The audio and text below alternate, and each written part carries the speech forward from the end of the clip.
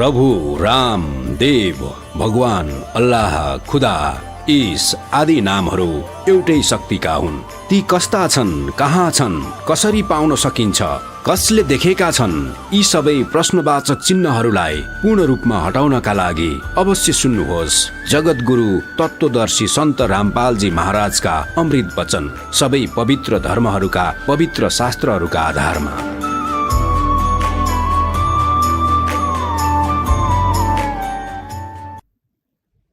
नरसिंह रूप धरे नारायण, खम पाड़ का आए। फिर कहते हैं नामदेव नाम निरंजन राते, जाकी छान छवाई। नामदेव नाम निरंजन राते, जाकी छान छवाई। एक पलक में देवल फेरा, वो मर्त्यक गौ जवाई। मन तो सुख के सागर बसरे, भाई और न ऐसा यसरे।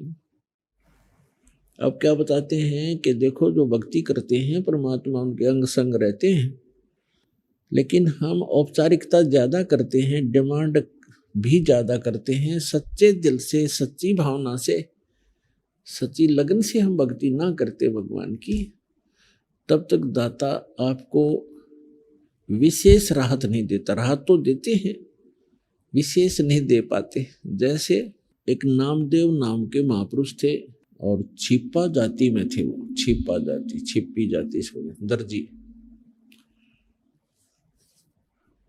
और पूर्व संस्कार थे, बहुत अच्छे पुण्यात्मा थे। पुण्यात्मा ही भक्ति के लिए भटकते रहते हैं, कोई न कोई साधना वो करते ही रहते हैं।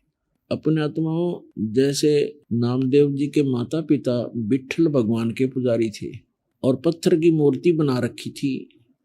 जैसा भी कर्मकांड उनको बताया था वो एक औपचारिकता प्रतिदिन किया करते थे नियमित, कि प्रतिदिन सबसे पहले दूध निकाल कर गायों का भगवान विट्ठल की मूर्ति के सामने रखते थे, पर्दा लगा देते थे,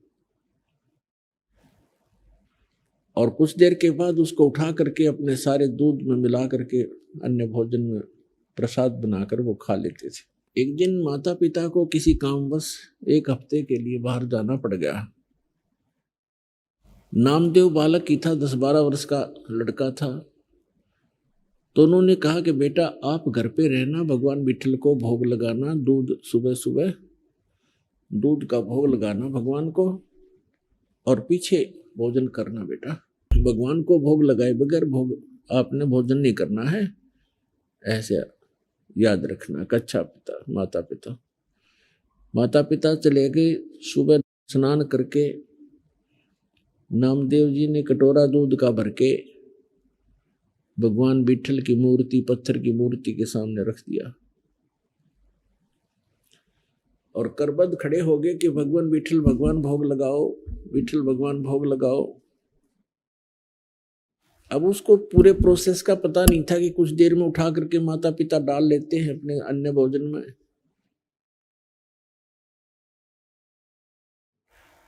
खड़ा रहा घंटा 2 घंटा, विट्ठल भगवान ने कोई भोग नहीं लगाया। उसमें कुछ चींटियां चढ़ गई, तो उसने सोचा भी हमसे भगवान प्रसन्न नहीं है मेरे से, और उस दूध को वहां से उठा लिया। अगले दिन फिर नहा धो करके खूब हृदय से प्रार्थना की, दूध रख दिया, यही रहा, कुछ नहीं, भोग नहीं लगा, फिर उठा लिया।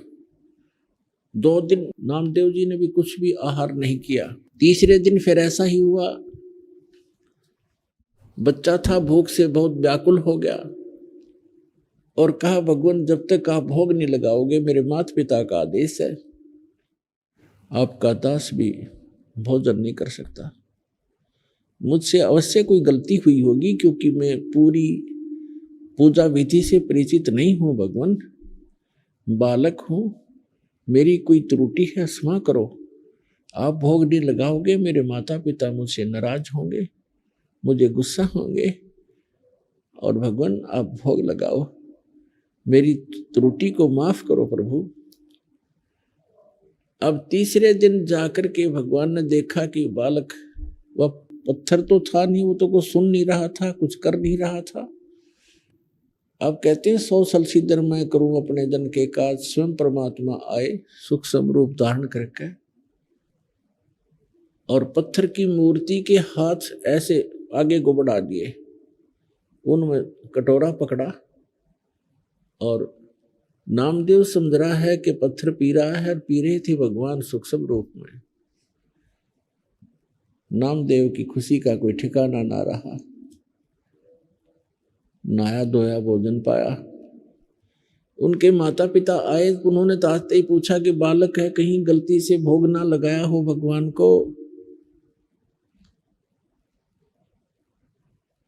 पूछा बेटा भगवान को, विठल भगवान को भोग लगाया था ना? उन्होंने कहा माता जी भोग तो मैं प्रतिदिन लगाता था, लेकिन भगवान ने नहीं लगाया। भगवान ने तीसरे दिन भोग लगाया, 2 दिन कुछ नहीं आहार किया, और मैंने भी कुछ नहीं किया। मैं भी दुखी बहुत हो गया था, भूख बहुत सताती थी, लेकिन मैंने आहार किया नहीं। तीसरे दिन मैंने विशेष प्रार्थना की, भगवान भोग लगाओ, तब भगवान ने भोग लगाया। अब वो नामदेव के माता पिता उस बच्चे के मुंह की तरफ देख रहे हैं कि ये झूठ बोल रहा है। ये कह रहा है कि तीसरे दिन भगवान ने दूध पी लिया, विठल भगवान की मूर्ति ने। तो उन्होंने सोचा ये झूठ बोल रहा है, इसने भोग भाग नहीं लगाया और हमसे डरता कह रहा है। लेकिन बच्चे के आव भाव से लग रहा था कि झूठ नहीं बोल रहा। तो उन्होंने पूछा बेटा सचमुच भगवान ने दूध पी लिया? तीसरे दिन पिया माँ। पिताजी तीसरे दिन पिया। अच्छा कैसे? हमारे सामने पिला के दिखा। अगले दिन सुबह उसी तरह दूध का कटोरा लेके स्नान करके रख दिया, दूध नहीं पिया विठल ने। अब नामदेव ने कहा भगवान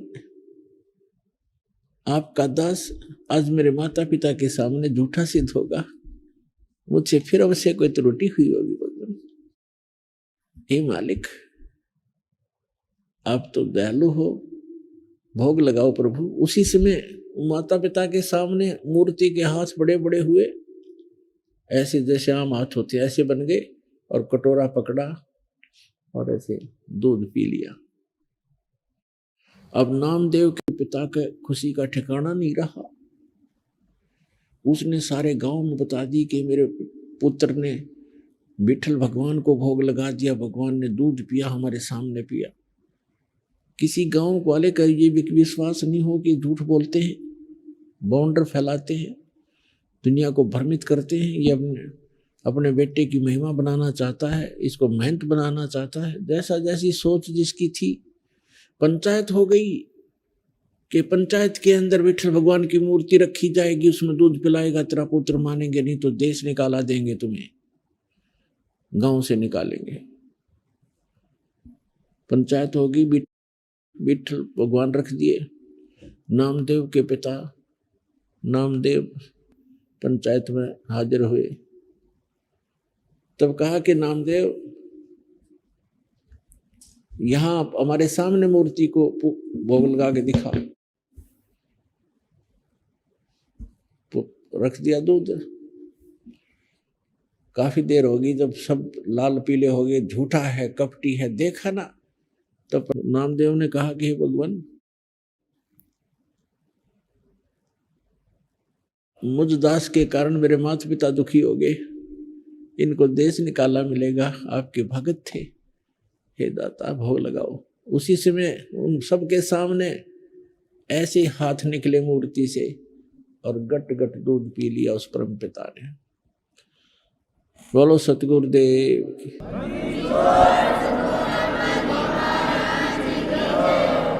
तो पुण्यात्माओं, ये न तो मूर्ति पी रही थी, भगवान ने जो कुछ किया कबीर भगवान ने किया, उस अपनी प्यारी आत्मा नामदेव के लिए किया, क्योंकि पूर्व जन्म का भक्त था। अब वर्तमान में ऐसी लीलाएं भी नामदेव के द्वारा हो गई थी, बहुत महिमा के पात्र भी बन गए थे, लेकिन मोक्ष नामदेव जी का नहीं था। और भी बहुत सी, एक बार क्या बताते हैं, पहले झोंपड़ियां होती थी, सब जगह ही झोंपड़ी डाला करते थे, और वर्षा के सीजन से पहले उनको रिपेयर किया करते थे। हट के रूफ को, झोंपड़ी की छत को रिपेयर करते थे सभी, नई छान डालते थे उसके ऊपर घास फूस की बना करके। नामदेव की माँ ने कहा कि बेटा वर्षा का मौसम आने वाला है, उससे पहले आप अपनी झोंपड़ी की रिपेयर कर लो, इस पर छान डाल दो। जंगल से घास फूस काट के लाना होता था। नामदेव घास फूस काटने के लिए चला, एक कवाड़ी वगैरह साथ लिया जो काट के लाना था पेड़ों से। रास्ते में सत्संग हो रहा था, सत्संग में बैठ गया, सारा दिन मस्त रहा, फिर सेवा में लग गया। शाम हो गई, वो दो उद्देश्य था, घास फूस लेने गया था, वो नहीं ला सका, खाली हाथ आ गया। माँ ने पूछा बेटा क्या बात रही, आज घास नहीं लाई? कि मैं कल लाऊंगा, आज मैं सत्संग में चला गया। वो 4 दिन का सत्संग था, उसने अगले दिन भी वैसे ही, उससे अगले दिन भी ऐसे ही। अब तीसरे दिन जब उसने सोचा कि आज माँ बहुत नाराज हो जाएगी, पिताजी भी गुस्सा होंगे, सत्संग जल्दी समापन हो गया, शाम थोड़ा सा समय रह गया, तो उसने सोचा जल्दी जल्दी कुछ घास फूस काट ही ले चलता हूँ, ना घर वाले नाराज होंगे, तो रोज सत्संग में जाता है, कुछ करता है नहीं। तो जल्दी जल्दी वो लगा काटने, और पैर में कुहाड़ी लग गई। जल्दी जल्दी में बौखला सी रहा था बेचारा, पैर में कुहाड़ी लग गई और पकड़ कर पैर बैठ गया। फूस जिसा काटा था वो भी नहीं ला सका। तो एक व्यक्ति आया, उसने उसका पट्टी बांधी, दवाई कुछ ऐसे घास फूस नचोड़ के उसके जख्म पर पट्टी बांध दी, बेटा हो जाएगा ठीक, कोई बात नहीं। अब नामदेव धीरे धीरे आ रहा है, तो उसको बहाना मिल गया कि आज माँ को कह दूंगा मेरे पैर के चोट लगी, कुहाड़ी लगी, इसलिए मैं कुछ नहीं ला सका, कल लाऊंगा, फिर ठीक हो जाऊंगा तब लाऊंगा। अब ठीक होने में टाइम लगना था, वर्षा आने वाली थी। तो जो ही क्या किया परमात्मा ने, नामदेव का रूप बनाया, उधर से एक कारीगर का रूप बनाया, आप ही डबल रोल किया, और वहां उसकी छान बिल्कुल नई डाल दी, झोंपड़ी ओके करके। नामदेव के आने से 10 मिनट पहले खिसक गए भगवान। अब नामदेव ने को ध्यान नहीं दे रहा सा हो गया था। माँ से जाकर कहने लगा, माँ आज मेरे पैर में ऐसे कुहाड़ी लगी, कल लाऊंगा माँ, आज मेरी हिम्मत नहीं बनी। तो उसने कहा बेटा क्या हो गया, क्या क्या लगी कुहाड़ी रे तू, अब तो ठीक ठाक था। अरे अब तो तेरे साथ एक कारीगर था, और देख कितनी बढ़िया छान बनाई तुमने, ये पैर में कहाँ से लग गया, कब लग गया, कैसे लग गया। अब नामदेव का जब ऊपर को ध्यान गया कि सचमुच या तो बिल्कुल नई छान डाल रखी है झोंपड़ी पर। नामदेव माँ से पूछ रहा है कि कौन था, कैसे था, क्या कर गया।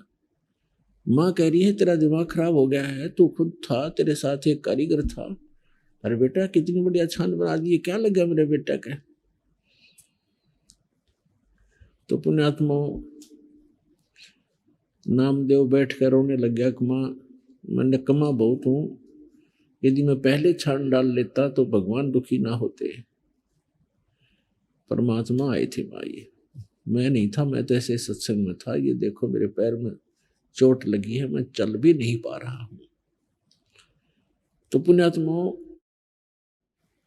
ऐसी भक्ति हम जब करेंगे तो भगवान हमारे साथ साथ रहेगा। जो बच्चा गऊ की नजर में, यो साईं को संत, और भक्तों के पीछे फिरे वो भगत वत्सल भगवंत। 100 छल छिद्र मैं करूं अपने जन के काज। तो इतना कुछ होते हुए भी भगवान फिर भी उनकी इतनी मदद कर रहा था, पर मोक्ष नहीं था नामदेव जी का। पुण्यात्माओं दास जो निर्णय करना चाहता है प्रत्येक सत्संग में उसको गहराई से सुना करो, और उसके तह तक पहुंचा करो। एक रंका और वंका नाम के दो पति पत्नी भगत थे। एक उनकी लड़की थी बंका, और तीनों बहुत अच्छे भगत थे। उसी समय नामदेव भी परमात्मा का शिष्य था, उन्हीं का साथी यानी गुरु भाई था। रंका बंका और वंका का, रंका वंका और बंका का, रंका बंका और वंका, वंका उनकी लड़की थी। और उस समय परमात्मा अनुसार, जैसे आप वेदों में भी दास ने बहुत बार प्रमाण दिया है कि वो परमात्मा 3 सतिथि में रहता है। एक सतिथि में सतलोक में रहता है, एक सिंहासन के ऊपर विराजमान है बहुत बड़े गुम्बद के अंदर, और एक रोमकूप में करोड़ सूर्य करोड़ चंद्रमा मिला दे ऐसे उनकी एक रोमकूप का प्रकाश है। पूरी बॉडी का कितना होगा। और दूसरी सतिथि में प्रत्येक युग में एक बालक का रूप धारण करके किसी सरोवर के अंदर कमल के फूल के ऊपर आकर विराजमान होता है। सहस्री आते हैं, सहस्री फिर यहाँ लीला करते हैं, तत्वदर्शी संत की भूमिका करते हैं, और एक जनसाधारण की तरह एक जीवन जीकर एक लीला करके सहस्री चले जाते हैं। और तीसरी स्थिति में वो कभी भी आकर के साधु संत का रूप बना करके कहीं प्रकट हो जाते हैं, वहां भक्तों को ज्ञान देते हैं, उपदेश देते हैं। ये वो परमात्मा का विधान है। तो तीसरे विधान अनुसार वो परमात्मा पहले तो कहीं प्रकट हो जाते थे, क्योंकि पहले कन्वेंस थी नहीं, अक्षेत्र के लोग दूसरे अक्षेत्र को नहीं जानते थे, और साधु संत आते थे। कई साधु संत ऐसे होते थे जो अपना परिचय ही नहीं देते थे, और भक्त भी ज्यादा जानने की चेष्टा नहीं किया करते थे। तो इस प्रकार परमात्मा वहां रहा करते थे एक संत के रूप में। रंका बंका एंड वंका और नामदेव तथा अन्य ग्रामीण गांव के लोग बहुत से उनके शिष्य बने थे। अब नामदेव जी को परमात्मा ने ओम मंत्र दिया था। ओम नाम का जाप वो पहले ही करता था, भगवान की शरण में आने से पहले ही। तो उसके आधार से वो क्या कर रहा था, एक दिन परमात्मा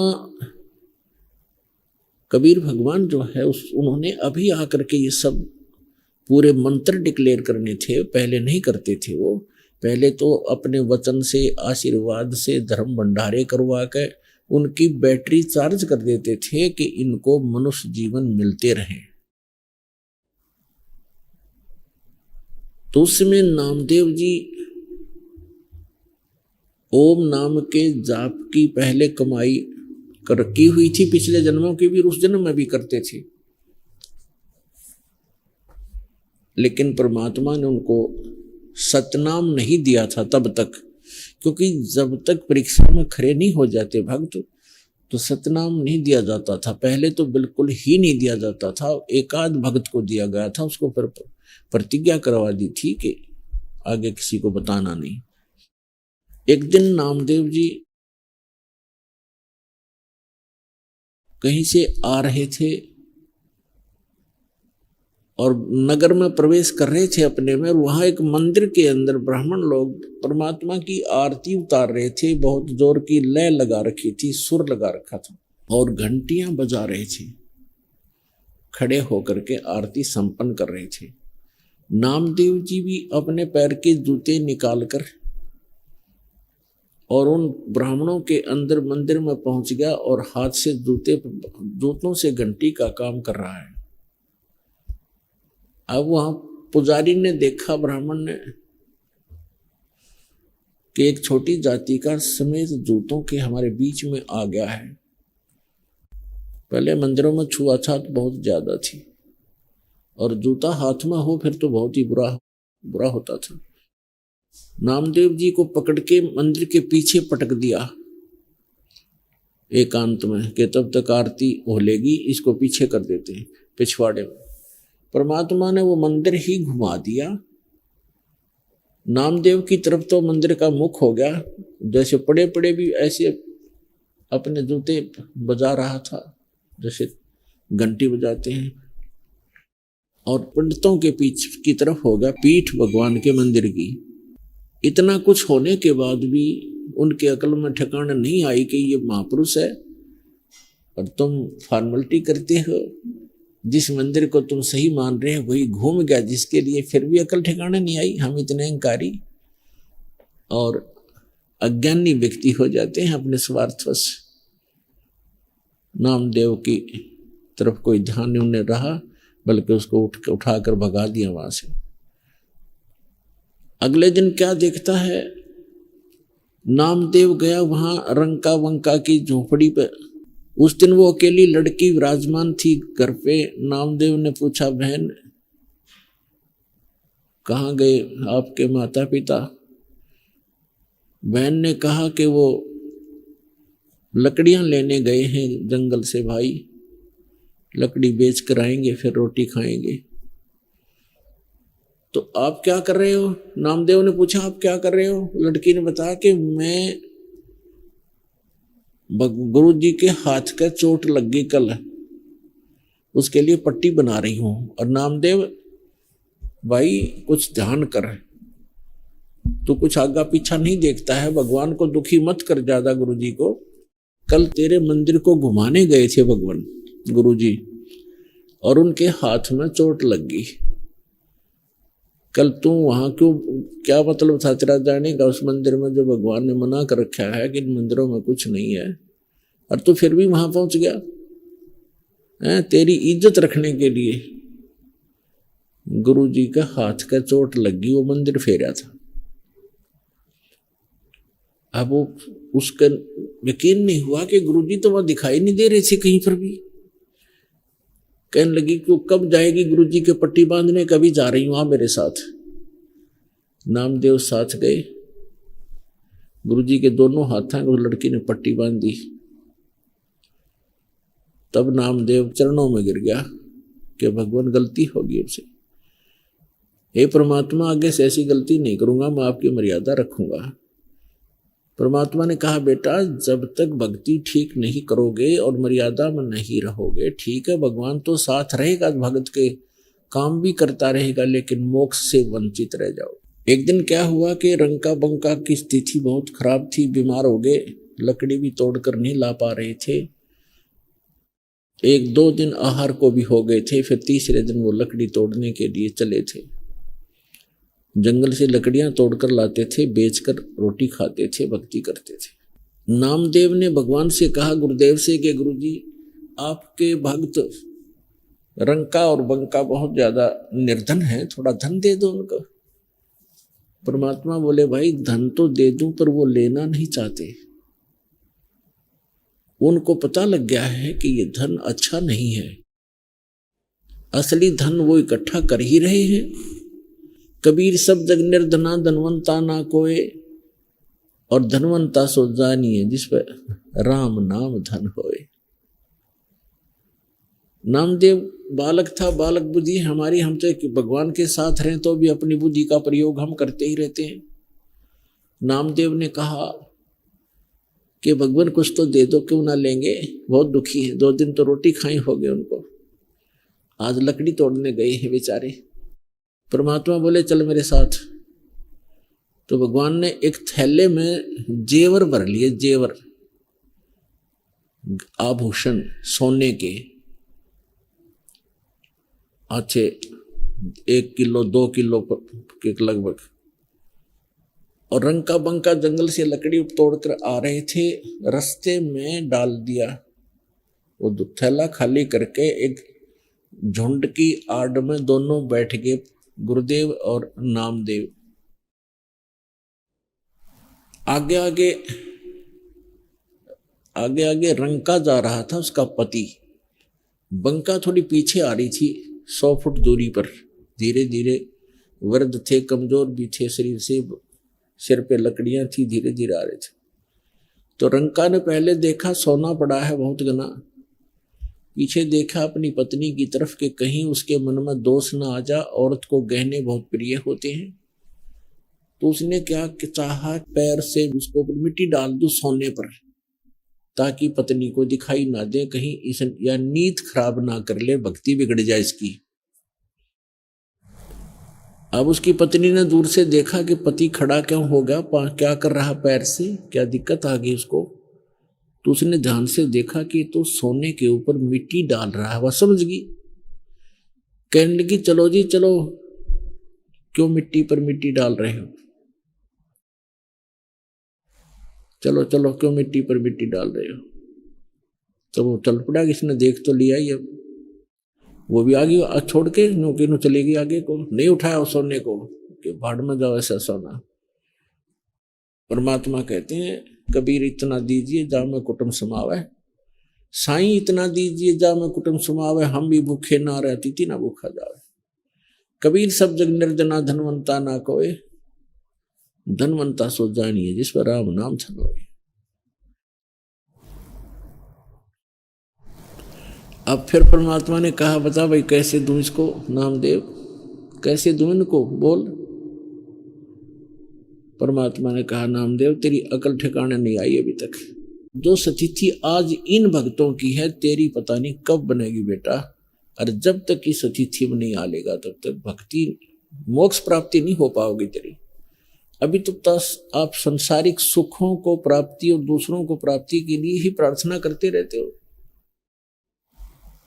इन सब घटनाएं को देख करके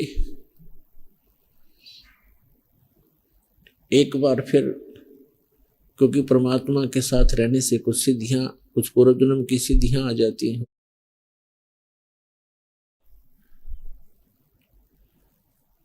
तो इस प्रकार परमात्मा नामदेव जी को फिर परमात्मा ने पुनः उपदेश दिया, दोनों मंत्र दिए, तब उस पुण्यात्मा का मोक्ष हुआ। कहते नामा छिपा ओम तारी, पहले ओम की रट लगा रखी थी उसमें, उसकी तारी माने लौ लाग रही थी, ओम नाम ही जाप करता था। फिर परमात्मा ने सब भेद बताया मंत्रों का, पीछे सोहम भेद विचारी, और सार शब्द पाया जद लोई, आवागमन बहुड़ ना होई। नामा छिपा ओम तारी, पहले ओम की जाप करता था, ओम की भक्ति करता था, ओम मंत्र की। पीछे सोहम भेद विचारी, बाद में परमात्मा ने उसको विस्तार के साथ इस मंत्र की महिमा बताई कि इसके बिना बात नहीं बने, ये 2 अक्षर का सतनाम बनता है। और फिर उसने सच्चे दिल से स्वीकार किया सत भक्ति की, और संसारिक जो अन्य जो इच्छाएं थी वह खत्म की। फिर परमात्मा ने उनको सार शब्द दिया, तब नामदेव का मोक्ष हुआ। आगे उनको प्रतिबंध लगा दिया था कि आगे इसके बारे में किसी को बताना नहीं, जिक्र भी नहीं करना आपने। ऐसा ही हुआ। तो पुण्यात्माओं यहां बताया है भाई, नामदेव नाम निरंजन राते, जाकी छान छवाई। यानी भक्त पूर्व जन्म के संस्कार से, देखो पुण्यात्मा मंदिर में और मूर्ति की पूजा मेरे ख्याल में हिंदू धर्म में सबसे गणी है, और आज तक किसी की मूर्ति ने दूध ना पिया नामदेव ने छोड़ के। तो क्या कारण था? पिछले ही तप से होते हैं पूर्ण हंस मुराद, उनके पिछले संस्कार थे और उनसे इतना भी लाभ हो गया, लेकिन मोक्ष फिर भी नहीं था। तो मोक्ष अलग वस्तु है, और ऐसी कोई घटना किसी संत भगत के साथ घट भी गई है तो उससे मोक्ष नहीं है। तो इसलिए ज्ञान को आधार बनाकर इस भक्ति सफर पर आप चलोगे तो सफल होगे।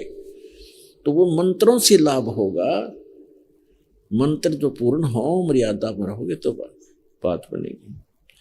फिर क्या बताते हैं भाई, काशीपुरी कबीरा होते ताही लखोरे बाई,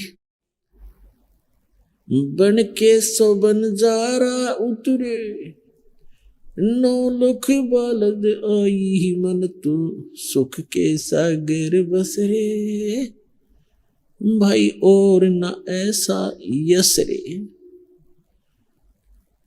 अब कहते साईं इतना दीजियो जा में कुटुंब समावे, हम भी भूखे ना रहे अतिथि न भूखा जावे। परमात्मा ने, पुण्यात्माओं देखो, परमात्मा ने हमें आकर के सब मार्ग बताए हैं। अब जैसे स्वामी रामानंद जी को परमात्मा मिले, सचखंड लेकर गए, फिर वापस छोड़ा, तब उन्होंने कहा था दोहू ठोर है एक तू, कबीर भगवान को कहा था। 104 वर्ष के स्वामी रामानंद ब्राह्मण थे, महर्षि, वेदों के, गीता पुराणों के मर्मज्ञ ज्ञाता माने जाते थे। परमात्मा से परिचित होने के बाद कहते हैं कि दोहू ठोर है एक तू, भया एक से दो, गरीब दास हम कारणे तुम आए हो मगजो। फिर क्या बताया है कि तुम साहेब तुम संत हो, तुम सतगुरु तुम हंस, गरीब दास तेरे रूप बिना और न दूजा अंश। बोलत रामानंद जी और सुनो कबीर करतार, गरीब दास सब रूप के तुम ही सिरजनहार। मैं भक्त मुक्त हुआ, मैं भक्ता मुक्ता भया, कर्म कुंड भयो नाश, गरीब दास निज ब्रह्म तुम, मेरा हो गया दृढ़ विश्वास। अब कहने का भाव ये है कि वो परमात्मा ही यहाँ आकर के एक जीवन जीते हैं, एक अच्छे नागरिक का रोल भी करते हैं, भूमिका करते हैं, एक अच्छे भक्त की भूमिका भी करते हैं। दास कबीर, दास कबीर, कबीर दास। सर्वसमर्थ होते हुए कहा कि यहाँ के लोक में ये लोक सब नकली साबों का है, और यहाँ जो साब बनेगा वो खराब होगा, और जो दास बनेगा वो पार होगा। तो यहाँ परमात्मा ने एक रिहर्सल करके दिखाई, कबीर दास, कबीर दास, कि मैं दास कहूंगा, मेरे बच्चे भी ऐसे बोला करेंगे तो इनका कल्याण होगा, अहंकार घटेगा, अहंकार जिसके अंदर है परमात्मा दूर हो जाते हैं। तो इस प्रकार परमात्मा हमें एक रिहर्सल करा करते और हमें विश्वास दिलाना चाहते थे कि तुम मुझ पर ऐसे विश्वास करो जैसे मैं कर रहा था भगवान पर। अपनी ही लीला डबल रोल करके बता रहे हैं कि एक अच्छे भक्त को इतना विश्वास के साथ मेरी भक्ति करनी चाहिए। जैसे परमात्मा कपड़ा बुनते थे, कबीर भगवान सारी सृष्टि के रचनहार, सबके पालनहार, अनंत कोट ब्रह्मांड जिसके वचन से चल रहे हैं, वो एक झोंपड़ी में रह रहा है, कुटिया में, और कपड़ा बुनता है। उस कपड़े को बुनकर जो भी मेहनताना मिलता है उससे अपना परिवार पोषण करते हैं। परमात्मा का परिवार कौन कौन थे? उनके कोई पत्नी नहीं थी, विवाह नहीं किया था। नीरू और नीमा नाम के 2 दुल्हे थे, उनको परमात्मा लहर तारा नामक तालाब के ऊपर प्राप्त हुए थे, कमल के फूल पर शिशु रूप में। तो वहां से वो ले आए थे उठा करके, धीरे धीरे बड़े हुए, फिर जुलाहे का काम करने लगे, अपने मुंह बोले माता पिता के साथ हाथ बटाने लगे। और 2, एक लड़का और एक लड़की, ये दोनों मृत जीवित किए थे भगवान ने, 12-13 वर्ष के थे दोनों ही। तो ये बच्चे अपने पास रखे थे पुत्र पुत्री के रूप में। ये परिवार था। ये परिवार इसलिए अनिवार्य था, दाता ने दिखाना था कि परिवार के पोषण के लिए अपना निर्वाह भी करते रहो, भगवान में कोई बाधा नहीं आओगी, भक्ति भी करते रहो। भक्ति तो ऐसे आसान है, काम करते करते नाम उठत नाम बैठत नाम सोत जागबे, नाम खाते नाम पीते नाम से तिलाग गए। तो कबीर परमात्मा कहते हैं कि कपड़ा बुनने से कठिन काम नहीं होगा शायद। एक एक बारीक बारीक तार को ऐसे डालना, ऐसे डालना, और उसको डालते डालते भी सिमन किया करते थे। और जो मेहनताना में आता था उसकी बुनाई, उससे उस परिवार का पोषण भी करते थे। और फिर भी कुछ बच जाता था, उसी में से धर्म दान भी करते थे, भंडारा भी करते थे। तो परमात्मा कहते हैं, देते को हर देत है, जहाँ तहाँ से आने, ना दिया वो मांगते फिरो, फिर परमात्मा सुने ना कान। कबीर साहब कहते, चिड़ी चोंच भर ले गई नदी न घटो नीर, दान दिए धन घटे नहीं, कह रे साहिब कबीर। तो इस प्रकार परमात्मा कहते हैं कि दान अवश्य करना चाहिए। जैसे आपको आप मंत्र जाप करते हैं, मंत्र जाप तो समझो बीज है आपका, और ये दान धर्म पांचों यज्ञ जो करनी होती है, ये उसमें उस भक्ति रूपी बीज को पौधा पेड़ बनाने के लिए सिंचाई का काम करते हैं। तो ये सिंचाई भी कंपलसरी है, यानी दान पांचों यज्ञ भी चाहिए। एक यज्ञ है धर्म की, दूसरी यज्ञ है ध्यान, तीसरी यज्ञ हवन की, चौथी यज्ञ प्रणाम, और पांचवी यज्ञ ज्ञान की। तो ज्ञान यज्ञ ये सत्संग है। धर्म यज्ञ आप पैसा देते हो, दान यहाँ भंडारे होते हैं, लाखों लोग बच्चे भूखे बूढ़े दूर से आते हैं, बुजुर्ग, क्योंकि यहाँ कोई खाना खाने नहीं आता, व्यक्ति भगवान के लिए आता है। और भगवान के लिए जो आता है वो भक्त होता है, और भक्त को जो खाना खिला सुविधा दी जाती है, जैसे यहाँ सारी सुविधाएं हैं, कोई मैट की, कोई पंखे की, पानी की, बाथरूम की, नहाने की, धोने की, खाने की, सारी सुविधाएं हैं। तो भगत के लिए जो सेवा लगती है वो अन्य, वैसे तो द्वार पे कोई भी व्यक्ति आ जाए उसको खाना खिलाने से लाभ होता है, लेकिन भगत को और भी, भगत से और भी ज्यादा लाभ होता है। तो यहाँ जितने भी आते हैं सतभक्त सत्साधक आते हैं, दुखी व्यक्ति आते हैं, तो यहाँ भंडारा चल रहा होता है, आते आत्मा तृप्त होती है, सब समस्याएं समाप्त हो जाती हैं।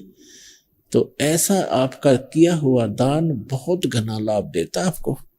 तो इसलिए कहते हैं एक यज्ञ है धर्म की, दूसरी यज्ञ है ध्यान, और तीसरी यज्ञ हवन की। ध्यान यज्ञ है, जैसे एक यज्ञ है धर्म की, धर्म यहाँ आते भोजन भंडारे सारी सुविधाएं प्राप्त हैं, पानी है।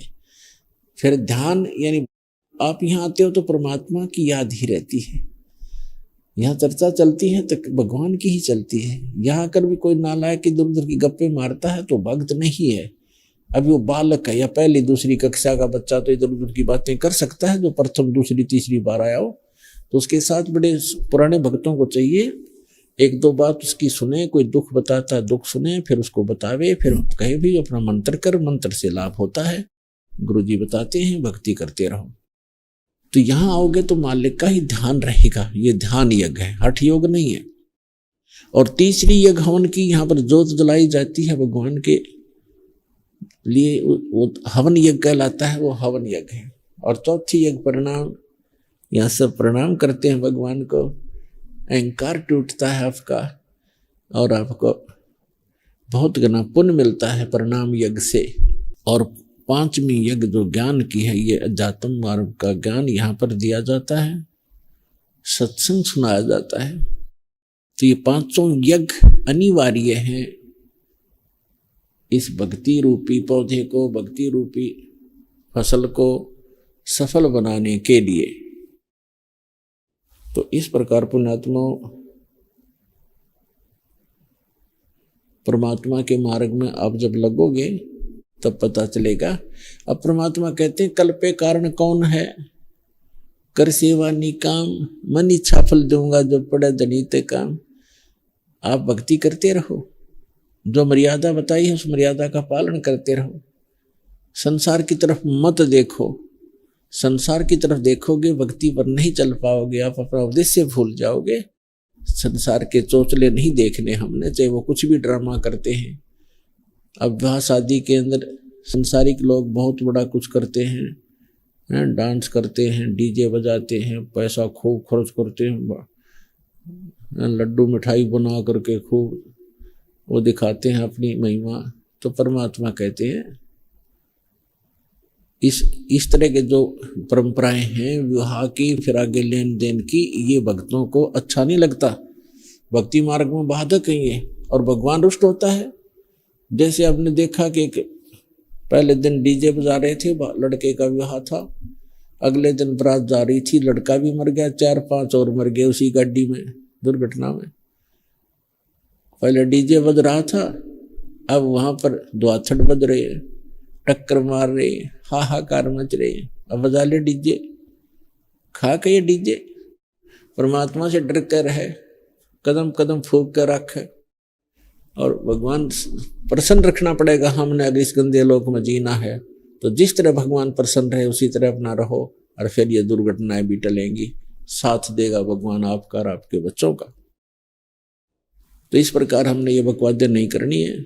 साधु भक्त को अच्छा नहीं लगता है, आम समाज कुछ भी करता रहे उसकी तरफ नहीं देखना हमने, ना दहेज देना है ना लेना है, क्योंकि ये हमारे संस्कार उलझते चले जाते हैं, ये कभी निपटेंगे नहीं। फिर हमने खत्म करना है इन संस्कारों को। और जो हम अपने बच्चे को धन दे दिया, राम नाम का भक्ति दे दी, इससे बड़ा कोई धन नहीं है।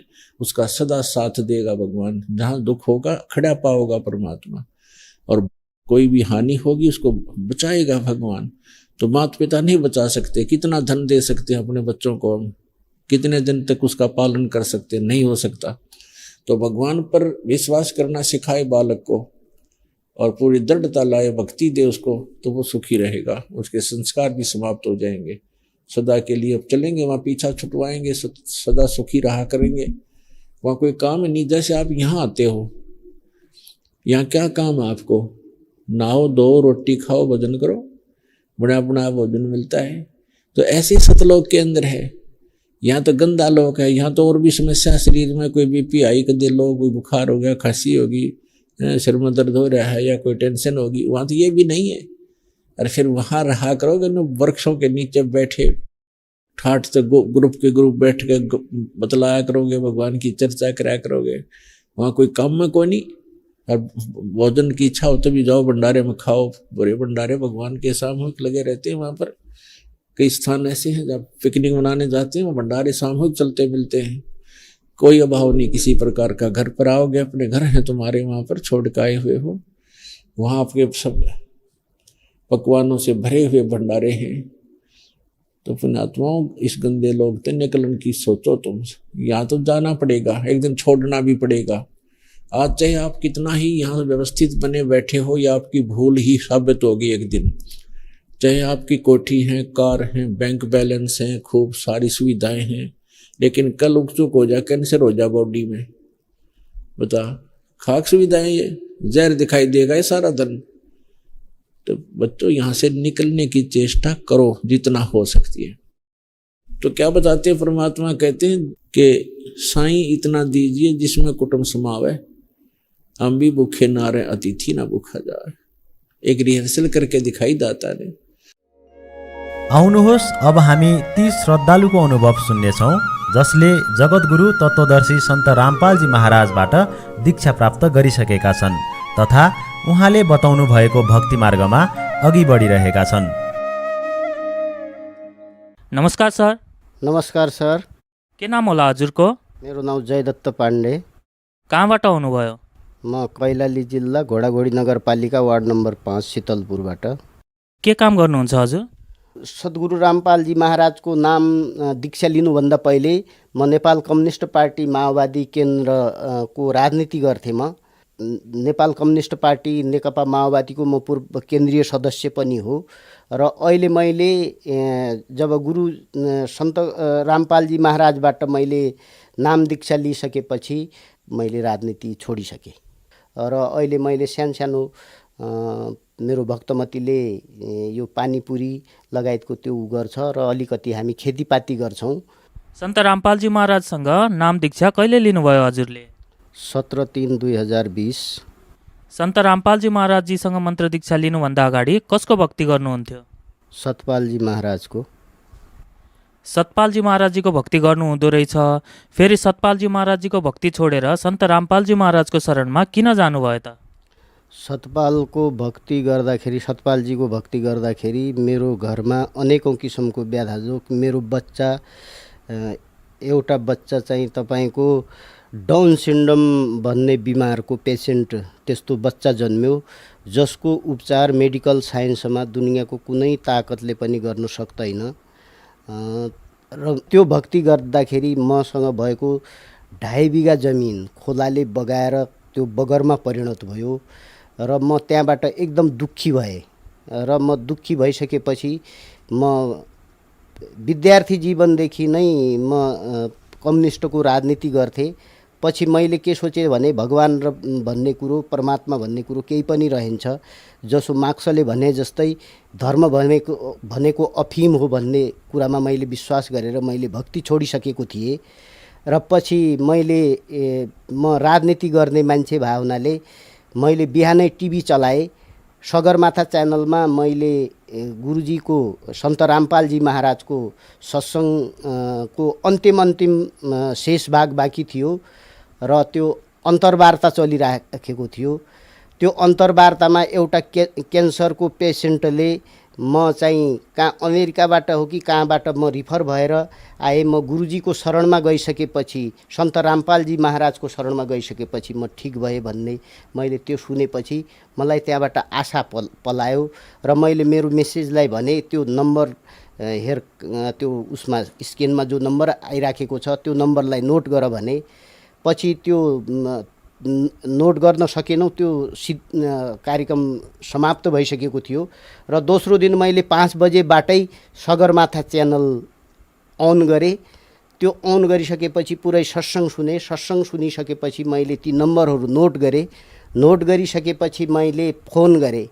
3 महिना जति मैले सत्सङ्ग सुने, ज्ञानगङ्गा किताब पढेँ। ज्ञानगङ्गा र मल्ल जिउने मार्ग पहिलेदेखि नै मेरो घरमा थियो, तर मैले पढेको थिएन, मलाई विश्वास थिएन। त जब म पछि यो आश्रममा आएर मैले केही ज्ञान चर्चा भगतहरूसँग गरेँ, त्यसपछि अलिकति मलाई विश्वास जाग्यो। सन्त रामपालजी महाराजजीको शरणमा जानाले तपाईँलाई त्यस्तो के चाहिँ फाइदा भयो जुन फाइदा तपाईँले सतपालजीको शरणमा हुँदाखेरि प्राप्त गर्न सक्नु भएन? सतपालजीको शरणमा जाँदाखेरि मैले अघि पनि भने मेरो बच्चा डाउन सिन्ड्रोमको पेसेन्ट निक्ल्यो र मेरो 2.5 बिघा जमिन खोलाले बगायो। जुन गुरुको पूजा गर्थेँ मैले, त्यो जुन मैले स्टेज बनाएको थिएँ, जुन मैले फोटाहरू राखेका थिएँ, जुन ती चरण पादुकाहरू राखेका थिएँ, ती घर सहितको जब जग्गा बगेर म खाली एउटा हाफ प्यान्ट र एउटा बनियानमा म बच्चाहरूलाई बचाएर र मेरो परिवारलाई बचाएर जब म रोडमा आएँ, अनि त्यसपछि मैले सोचेँ कि अब यो भक्ति गर्नाले केही पनि हुँदैन। यो भक्ति भनेको चाहिँ मार्क्सले भने जसै अफिम हो भन्ने मैले महसुस गरेको थिएँ।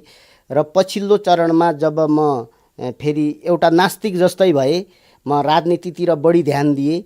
सतपालजीको भक्ति गर्दाखेरि मलाई चाहिँ कुनै पनि त्यस्तो किसिमको लाभ भएको थिएन, उल्टा हानि भएको थियो। मलाई चाहिँ मेरो आफ्नै मलाई चाहिँ पाइल्स थियो।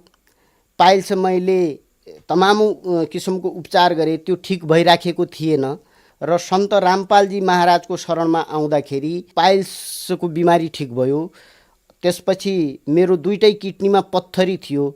लेफ्ट साइडको किडनीमा 6 mm र राइट साइडको किडनीमा 8 mm को पत्थरी थियो। तर मलाई त्यो अपरेसन गर्दाखेरि डर लाग्थ्यो। मैले अब जबसम्म बाँचिन्छ त्यसपछि देखा जाला भन्ने मैले सोच बनाएको थिएँ। तर मैले जब सन्त रामपालजी महाराजको शरणमा आइसकेपछि मैले नाम दीक्षा लिएँ। नाम दीक्षा लिइसकेपछि मेरो पाइल्सको बिमारी र मेरो पत्थरी र अहिले म ती सबै बिमारीबाट मुक्त भएर म यति स्वस्थ छु कि मेरो शरीरमा कुनै बिमार छैन। मलाई बर्सातको याममा सधैँ मलाई चाहिँ टाइफाइड हुन्थ्यो। अहिले म 2 वर्ष पुरा भयो मैले नाम उपदेश लिएको। अहिले मलाई चाहिँ कुनै किसिमको मतलब त्यो 2 वर्षात यो 3 वर्षात भए 3 वर्षातमा मलाई त्यो टाइफाइड भन्ने पनि अहिले मैले त्यो महसुस गरेको छैन। मलाई यी लाभहरू मलाई भए। अनि मेरो भक्तमतीलाई पनि अनेकौँ किसिमको ढाड दुख्ने लगायतका तमाम बिमारीहरू थिए। मैले अब ती बिमारीहरू सबै भन्ने हो भने धेरै समय लामो समय हुन जान्छ। र त्योभन्दा पनि सबभन्दा खतरनाक बिमारी मेरो जुन छोरालाई जुन डाउन सिन्ड्रोम भन्ने बिमार थियो, मैले 65-66 सालतिर करिब 15-16 लाख रुपियाँ काठमाडौँका न्युरो हस्पिटलहरू, वीर हस्पिटल अनि तपाईँको बालकान्ति टिचिङ लगायतका अन्य प्राइभेट न्युरो सर्जनहरू कहाँ पनि मैले तमाम उपचार गराएँ। त लास्टमा यो बिमारको उपचार छैन भन्ने जब डक्टरहरूबाट उ भइसकेपछि अहिले मेरो त्यो बच्चालाई जब म सन्त रामपालजीको शरणमा आएँ र अहिले ऊ चाहिँ त्यो जो मेडिकल साइन्समा जसको उपचार सम्भव छैन त्यो बच्चा अहिले 50% ठिक भएको छ र अहिले उसले आफैले आफ्नो सरसफाइदेखि लिएर सबै काम आफैले गर्छ। यी लाभहरू मलाई प्राप्त भए। अब यो जो मेरो बच्चा जुन डाउन सिन्ड्रोम को बिमारी थियो यसका तमाम रिपोर्टहरू मसँग प्रमाणका लागि तपाईहरू हेर्न सक्नुहुन्छ। यदि विश्वास छैन भने रिपोर्टहरू एमआरआई भए, सिटी स्क्यान भए, केरियोटाइप ब्लड टेस्टका रिपोर्टहरू भए, तमाम रिपोर्टहरू मसँग उपलब्ध छन् र मसँग फेरि ती एमआरआई, सिटी स्क्यान लगायतका ती फोटोकपीहरू पनि मसँग छन्।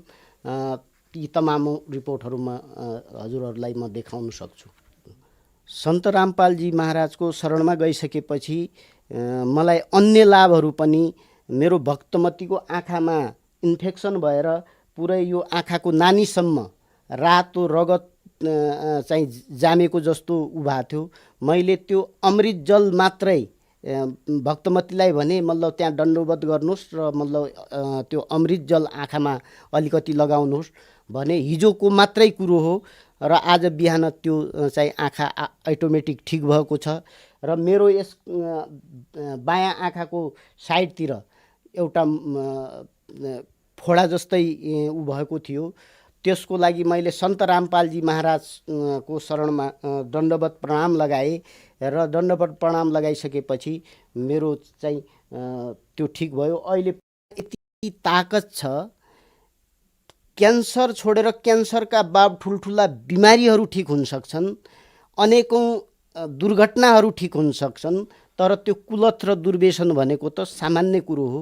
त्यो चाहिँ उहाँको मन्त्रको ताकतले गर्दाखेरि सबै कुलतहरू मेरा छुटे र अरू पनि जो म जस्तै कुलतमा फसेका जो संसारमा अरू पनि मानवहरू छन् उनीहरूलाई पनि म के विनम्र अनुरोध गर्न चाहन्छु भने म जस्तै सुखी र समृद्ध बन्न चाहनुहुन्छ भने समयमै सन्त रामपालजी महाराजको शरणमा आउनुहोस् र नाम दीक्षा लिनुहोस् र आफ्नो आत्मकल्याण गराउनुहोस्। प्राय मानिसहरू भन्ने गर्छन् कि सन्त रामपालजी महाराजजीको शरणमा कम पढे लेखेका अशिक्षित अन्धश्रद्धाका कारण जुड्ने गर्छन्। यो विषयमा केही भन्न चाहनुहुन्छ कि? म जो कि धर्म भन्ने चिजलाई मान्दै नमान्ने, विश्वासै नगर्ने मान्छे हो र म चाहिँ कम्युनिस्टको एउटा राजनीति गर्ने मान्छे। म कम्युनिस्टको विद्यार्थी, मैले राजनीति शास्त्र अध्ययन गरेको मान्छे र म उसै पनि म पढे लेखेको मान्छे। मैले त्यसो अन्धविश्वासमा लाग्ने कुरै भएन। जब मैले त्यो प्रमाणहरू मैले देखेँ र मैले स्वयं मतलब अनुभव गरेँ, मैले आफैले जब अनुभूति गरेँ कि सन्त रामपालजी महाराज कुनै जस्तो मतलब किसिमको प्रचार भइराखेको छ ती सबै गलत हुन्। सन्त रामपालजी महाराज शास्त्र विधि अनुसार साधना बताउनुहुन्छ। वेद, गीता लगायतका तमाम धर्मशास्त्रको आधारमा उहाँले जुन साधना बताउनुहुन्छ त्यसलाई चाहिँ अन्धभक्ति भन्नेहरू नै अन्धभक्त हुन् भन्न चाहन्छु म। कतिपय मानिसहरू भन्छन् कि सन्त रामपालजी महाराजजीले ब्रह्मा विष्णु महेशको भक्ति छुटाउनुहुन्छ अरे, उहाँ एक हिन्दू विरोधी सन्त हुनुहुन्छ भन्छन्। यसमा कतिको सत्यता छ? त्यो सबै अफुवा हो। उहाँले ब्रह्मा विष्णु महेशको भक्ति छुटाउनुहुन्न, बल्कि उहाँले शास्त्र विधि अनुसार देवी देवताको र ब्रह्मा विष्णु महेशको भक्ति गर्न लगाउनुहुन्छ। अहिले टिभी हेरेर बसिराख्नु भएको नेपाली भगत समाजहरू तपाईँको इन्टरभ्यू सुनेर सन्त रामपालजी महाराजजीसँग मन्त्र दीक्षा लिन चाहन्छन् भने उनीहरूले कसरी लिन सक्छन् त? अहिले त यो अहिलेको यो 21औं शताब्दीमा तमाम ऊ छन्, जसै युट्युब च्यानलहरू, युट्युब भए, फेसबुक भए, त्यसपछि टिभी भए, अनेकौँ मतलब सोसल मिडियाहरू छन्। ती सोसल मिडियाको माध्यमबाट पनि सन्त रामपालजीको बाट नाम दीक्षा लिन सकिन्छ र तमाम टिभी च्यानलहरूमा उहाँको कार्यक्रम चलिराखेको हुन्छ। त्यो कार्यक्रमको तलतिर एउटा पट्टी चलिराखेको हुन्छ। त्यो पट्टीमा तपाईँको ती नामदान केन्द्रहरूका नम्बरहरू दिएका हुन्छन्। ती नम्बरहरूमा कन्ट्याक्ट गरेर सन्त रामपालजी महाराजको भक्ति बाट नाम दीक्षा लिएर आफ्नो आत्मकल्याण गराउन सक्नुहुन्छ। धन्यवाद। सय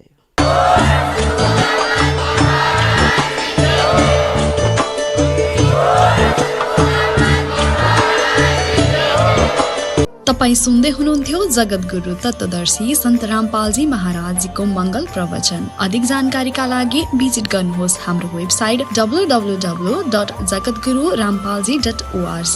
सन्त रामपालजी महाराजजीको शुभ आशीर्वादले पूरा विश्वभरमा 500 भन्दा पनि अधिक मन्त्र दीक्षा केन्द्रहरू छन्, जसमा सन्त रामपालजी महाराजजीद्वारा अनलाइन निशुल्क मन्त्र दीक्षा दिँदैछ। आफ्नो नजिकको मन्त्र दीक्षा केन्द्र पत्ता लगाउनका लागि सम्पर्क गर्नुहोस् 98 511 89 381।